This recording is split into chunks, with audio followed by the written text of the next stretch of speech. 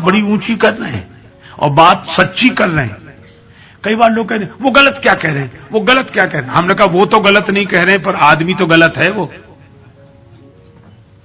सच्ची बात भी गलत आदमी का है।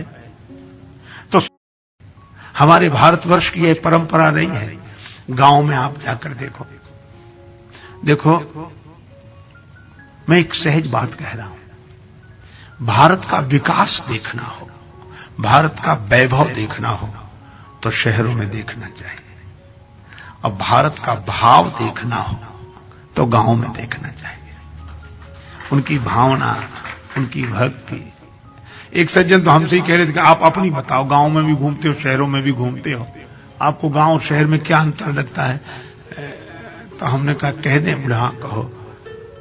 हमने कहा हमारी बात मत समझना, ना अपनी समझना, एक आम बात कह रहा हूं। हाँ बोले आप बताइए शहर और गांव में क्या अंतर?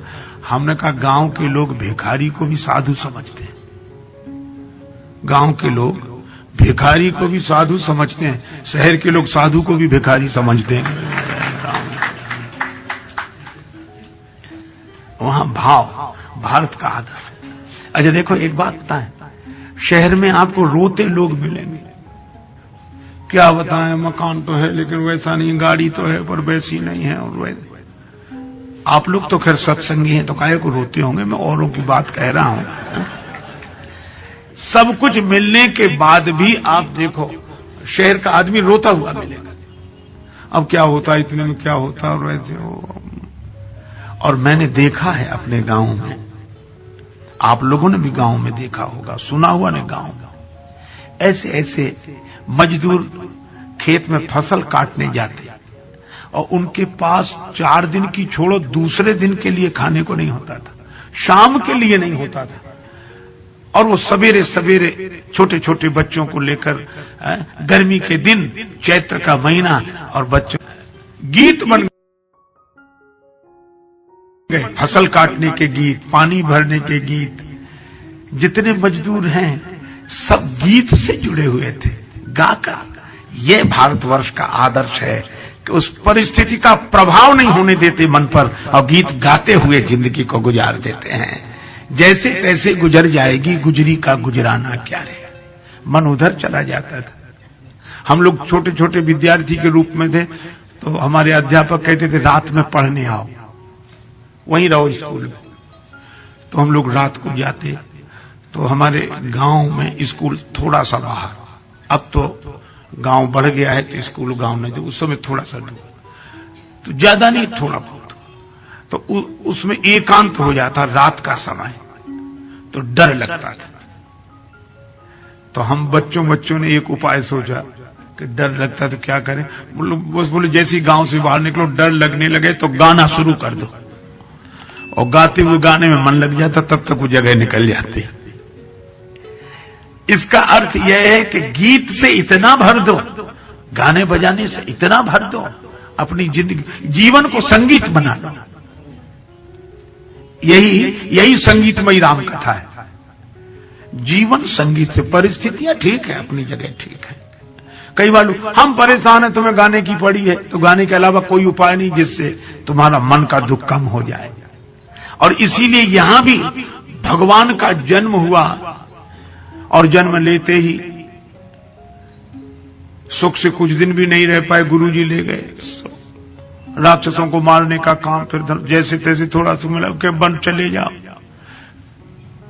और वन में खबर मिली पिताजी का मरण हो गया। आगे बढ़े तो सीता जी का हरण हो गया।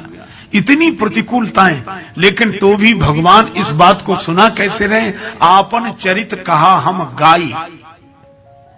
गाकर मन सहजता से कि ऐसे ऐसे हुआ, प्रसन्न सहजता से। हनुमान जी चरणों में गिर गए, आप भगवान हैं। क्यों? बोले ऐसी परिस्थिति हमारे सुग्रीव की है, आप दोनों की परिस्थिति एक जैसी है, बिल्कुल एक जैसी है। कैसे? बोले आप अपने छोटे भाई के लिए राज्य छोड़कर आए हो, उसके बड़े भाई ने उसका राज्य छुड़ा लिया। आप भी वन में, वो भी वन में, आपकी भी पत्नी का हरण हो गया, उसकी पत्नी को बाली नहीं छुड़ा लिया। लेकिन हम देखते हैं कि वो इतना परेशान रो रहा है, उसके शरीर में फोड़े ही फोड़े हैं।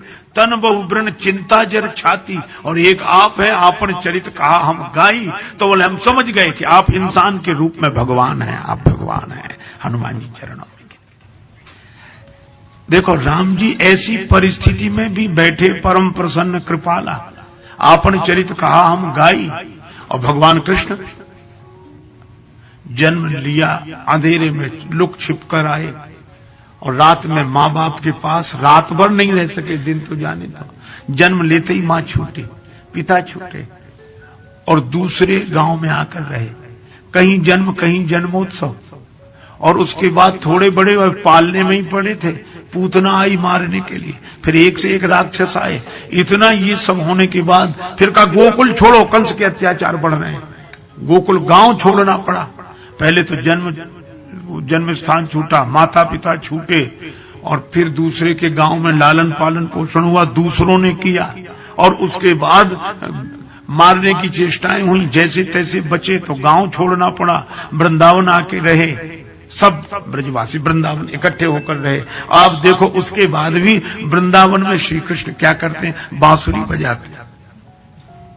इतनी प्रतिकूलताओं में भी जो चैन की बंसी बजा सके वो इंसान नहीं, भगवान ही है। इसीलिए हम लोग राम को भगवान कहते हैं, कृष्ण को भगवान कहते हैं, श्री राम श्री कृष्ण। इसका अर्थ है कैसी भी परिस्थितियां आए आगे बढ़ो, यही भारत का आदर्श है।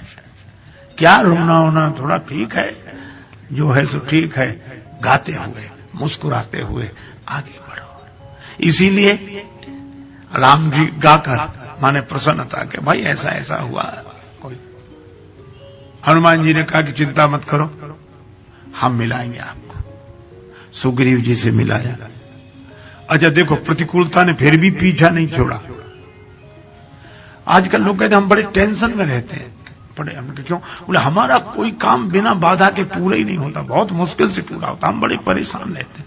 हमने कहा किसका काम हो गया? राम जी का हुआ,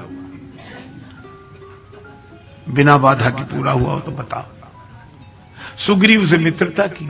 अब देखो बाधा की बात करें, सुग्रीव से भगवान ने कहा सखा सोच त्यागो बल मोरे, मेरे बल पर निश्चित हो जाओ। बाली के कारण तुम दुखी हो, मैं बाली को मिटाऊंगा, तुम सुखी हो जाओ। इतना भरोसा दिलाया, अपना मानकर ही तो दिलाया। अच्छा मिलाने वाले हनुमान जी हैं, तो उन पर भरोसा किया और उन्होंने मिलाया, और जिससे मिलाया, जिसके लिए प्रतिज्ञा की, वो कह रहा ठीक है जब आप करोगे तब मानेंगे, अभी तो हमें समझ में नहीं आता। लक्ष्मण जी ने कहा ये तो भरोसा ही नहीं कर रहा है, और आप भरोसा दिला। भगवान ने कहा ज्यादा दुखी है, शायद मान जाएगा। कैसे? बोले परीक्षा दे देंगे तो मान जाएगा। भगवान ने परीक्षा दे दी। अच्छा उसके बाद भरोसा हो गया, बाली बधाओ इन भाई परती थी। अब मित्र ही ऐसा व्यवहार करे, जरा ये तमाशा देखो। विश्वास होगा कि मार डालेंगे बाली को, तो कम से कम भगवान को धन्यवाद बोलना चाहिए कि नहीं? प्रसन्न हो जाना चाहिए कि अरे प्रभु अब हम प्रसन्न हो गए, अब हमें भरोसा, अब आप मार डालेंगे, अब हम निश्चिंत हैं। अरे आपकी बड़ी कृपा, आपकी बड़ी कृपा, आपकी। राम जी सोच रहे थे यही कहेगा ये, लेकिन कुछ ऐसे विचित्र लोग होते हैं जिनके मन की भगवान तक नहीं जान पाते, औरों की कौन कहे। राम जी ने इतना किया, उसके बाद बोला क्या सो सुनो। सुग्रीव जी क्या बोले? भगवान ने कहा कि अब तो प्रसन्न हो जाओ मेरे मित्र, अब तो निश्चिंत हो। अब तो सुग्रीव जी बोले किससे? कहा अपने शत्रु से। अरे काई शत्रु मित्र दुख सुख संसार में भासते हैं, यथार्थ में है नहीं, सब सपना है। तो हमने ये कथाएं सुनी स्वामी राजेश्वरानंद जी महाराज द्वारा। बहुत ही सुंदर तरीके से इन कथाओं का वर्णन उन्होंने किया है। उम्मीद है आपको ये कथाएं बहुत पसंद आई होंगी। अगर आपको ये कथाएं पसंद आई हैं तो चैनल को सब्सक्राइब कीजिए, वीडियो को लाइक और शेयर कीजिए, ताकि इस तरह की प्रेरक और हास्य कथाएं हम आपके लिए लेकर आते रहें। आपका बहुत बहुत धन्यवाद।